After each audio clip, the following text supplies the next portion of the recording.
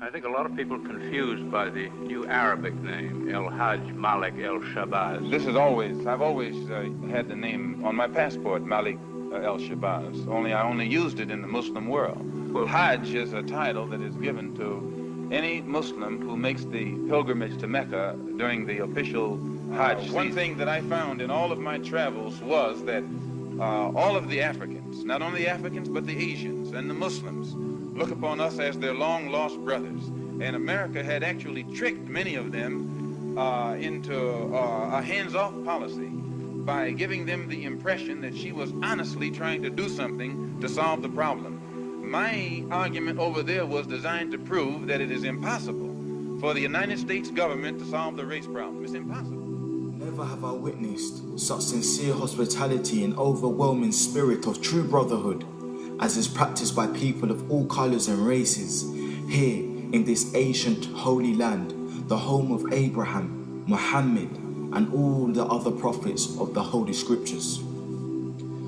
For the past week, I've been utterly speechless and spellbound by the graciousness I see displayed all around me by people of all colors.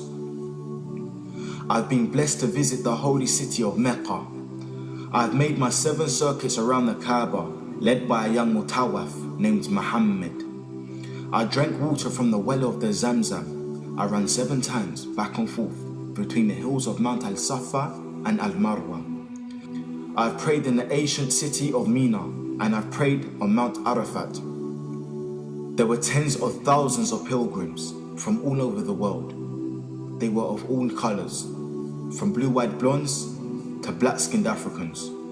But we were all participating in the same ritual, displaying a spirit of unity and brotherhood that my experiences in America had led me to believe never could exist between the white and non-white. America needs to understand Islam because this is the one religion that erases from its society the race problem. Throughout my travels in the Muslim world, I have met, talked to, and even eaten with people who in America would have been considered white, but the white attitude was removed from their minds by the religion of Islam. I have never before seen sincere and true brotherhood practiced by all colors together, irrespective of their color. You may be shocked by these words coming from me, but on this pilgrimage, what I have seen and experienced has forced me to rearrange much of my thought patterns previously held, and to toss aside some of my previous conclusions. This was not too difficult for me. Despite my firm convictions, I have always been a man who tries to face facts and to accept the reality of life as new experience and new knowledge unfolds it. I have always kept an open mind, which is necessary to the flexibility that must go hand in hand with every form of intelligent search for truth. During the past 11 days here in the Muslim world, I have eaten from the same plate, drunk from the same glass, and slept in the same bed or on the same rug, while praying to the same God with fellow Muslims, whose eyes were the bluest of blue, whose hair was the blondest of blonde, and whose skin was the whitest of white. And in the words and in the actions and the deeds of the white Muslims, I felt the same sincerity that I felt among the black African Muslims of Nigeria, Sudan and Ghana. We were truly all the same brothers because their belief in one God had removed the white from their minds, the white from their behavior, and the white from their attitude. I could see from this that perhaps if white Americans could accept the oneness of God, then perhaps too they could accept the reality, the oneness of man, and cease to measure and hinder and harm others in terms of their differences in color. With racism plaguing America like an incurable cancer, the so-called Christian white American heart should be more receptive to a proven solution to such a destructive problem. Perhaps it could be in time to save America from imminent disaster. The same destruction brought upon Germany by racism that eventually destroyed the Germans themselves.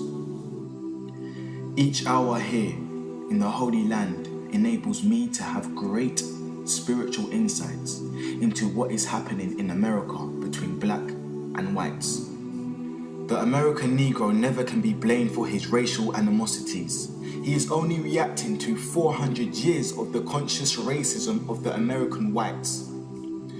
But as racism leads America up to the suicide path, I do believe, from the experience that I've had with them, that the whites of the younger generation in the colleges and universities will see the handwriting on the walls, and many of them will turn to the spiritual path of truth, which is the only way left to America to ward off the disaster that racism inevitably must lead to.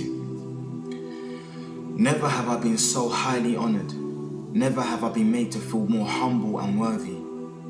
Who would believe the blessings that have been heaped upon an American Negro? A few nights ago, a man who would be called in America a white man, a United Nations diplomat, an ambassador, a companion of kings, gave me his hotel suite and his bed. Never would I have even thought or dreaming that I would ever be a recipient of such honors. Honors that in America would be bestowed upon a king, not a Negro. All praise is due to Allah, the Lord of all the worlds. Sincerely, Al-Hajj Malik Al-Shabazz, also known as Malcolm X. So Malcolm became Al-Hajj Malik Shabazz, who made Tawbah.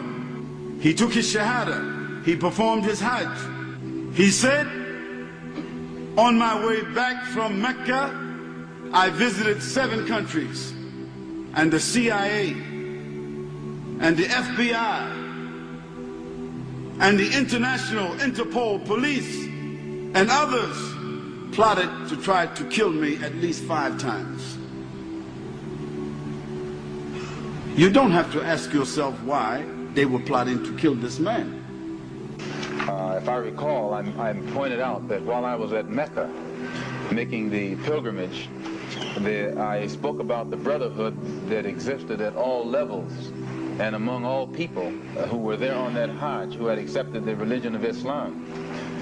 And I pointed out that for what it had done, what the religion of Islam had done for those people over there, despite their complexion differences, that it would probably do America well to study the religion of Islam, and perhaps it could drive some of the racism from this society as it has driven racism from the Muslim society.